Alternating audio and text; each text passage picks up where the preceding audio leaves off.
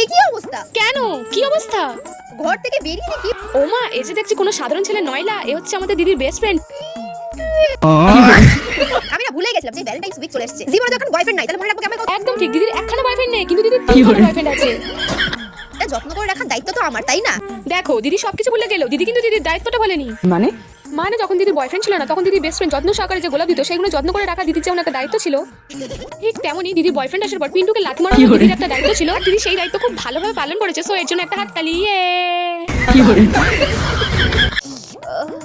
Finally কিনে নিয়েছি drone. ও মা, দিদি ড্রোন কিনেছে, তার ড্রোনটা খোলো দেখি। চলো এটাকে এবার খুলি। তুমি কি ড্রোন খুলছো নাকি কিছু খাচ্ছো? মানে না মানে কিছু খুলতে গেলে এরকম সাউন্ড করতে হয়। ভাঙা এসেছে। ভাঙা এসেছে? কই দেখি দেখি দেখি। ড্রোনটা এরকম ভাঙা জোড়া এসেছে। ये मैं गाली नहीं दे सकता। বলছি দিদি, দুটো তিনটে গালাগালি দিলে কি রাগ করবে? তোমরা কি গ্রামে থাকো? हाँ কিন্তু কিভাবে বসতে হয় সেটাই জানো না। আর কোনো চিন্তা নেই, দিদি তোমাদের শেখাবে কিভাবে বসতে হয়।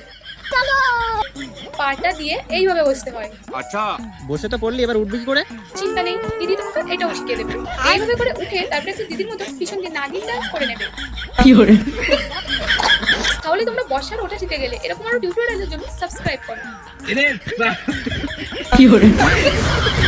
বাড়ি থেকে যে যা ডিম যে যার ডিম মানে তোমরা কি হাঁস মুরগির মতো ডিম পেড়ে নিয়ে এসেছো নাকি?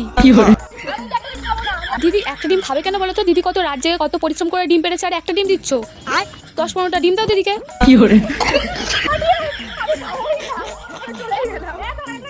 তোমরা কি ভাবছো দিদি আর খাবে না, তাই তো?